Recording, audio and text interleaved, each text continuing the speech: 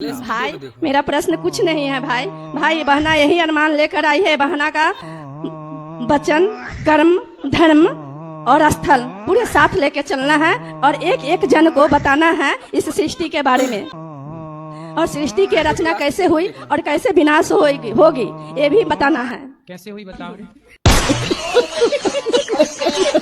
हे प्रभु आनंद दाता ज्ञान हमको दीजिए। हे प्रभु आनंद दाता ज्ञान हमको दीजिए। लीजिए अपने चरण में हम सदा बल ब्रह्मचारी बने रक्षा माई के अब इनको दे दो।